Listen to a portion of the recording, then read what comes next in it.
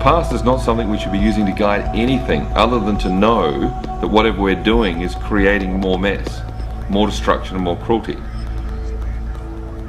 So in knowing that, isn't that a good enough reason to not go back into it and to completely, imagine it, just temporarily just sever the past from your mind, which takes out the concept of self as well, where that was built, which allows you now to look at things from a pure state. Therefore you can look at animal cruelty, human cruelty, the destruction of the environment, the rudeness that we are towards each other. We can just look at it for what it is. Let's forget the judgments, the rights and wrongs, who's contributing to it, who's the worst person, which leader should we get rid of. Let's forget everything just temporarily. And it'd be intriguing for human beings just to look at what collectively we've allowed to happen. There's 600 million vegetarians on the planet, and to think that we're still drowned out by the majority.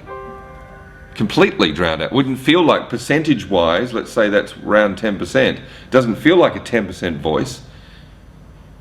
It feels like about a 0.0001% voice.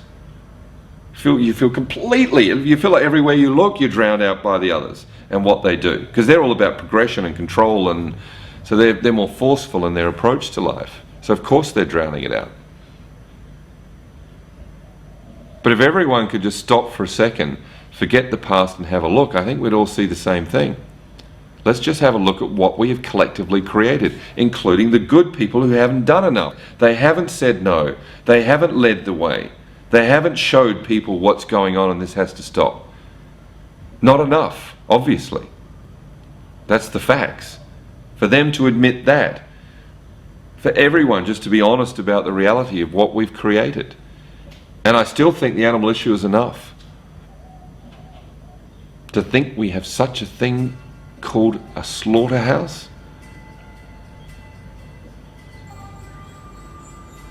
Where people are employed to grab an animal, use electric prods to force it to go where they want, to jam bolts in their heads, to slice their throats up, hang them from chains and watch them die as blood drips out of their throat and their legs kick desperately. To think that even exists in the numbers that it does. We're not talking about there's a few bad people around that do that. We're talking about this is the norm. If we can't stop and look at that and say, holy crap, what have we done? If we can't face that, we will not be able to face anything. And that can only happen if we forget the past, because in the past is where all of our justifications were created. That's why it's like that. So the past creates a deluded sense of glasses to look through, and then we can tell ourselves anything. I guarantee you, if you could just plonk everyone completely in this moment, but not in a moment for self-indulgent, like this living in the now where we're like, you know, oh, I just can be happy and free, and you know, they don't run around being compassionate. I'm talking about living in the now via looking at the truth and how ugly it has become. That's a different kind of being in the now. That's a wake-up being in the now. I'm convinced that would do it if we just look. Forget theories, forget philosophies, forget possibilities, forget psychology, forget everything. Just honestly look at what we have done. Because I think deep down everyone cares, because you can see they care for certain things. So the caring is there. They would like to care. They would like to be loved. They would like to give love. Every living being, you can see that. Every animal, you give it a chance to be loved, it just laps it up. It loves it and it loves the whole process. Everything does. But we'll never ever feel that or share that if we're not prepared to look at the insane cruelty that we've created on this planet.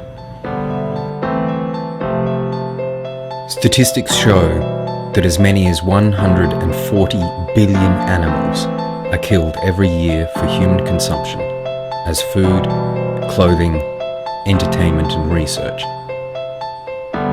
The overwhelming majority of these animals are forced to live in horrendous conditions. Yet even those that are so-called free range or raised on organic farms are still subjected to be killed against their will. No living creature wishes to die. And death is arguably the greatest fear of any human. Yet we subject 3 billion living creatures every week to our most feared fate. We unnecessarily feed and clothe ourselves and our children with the products of cruel and violent habits.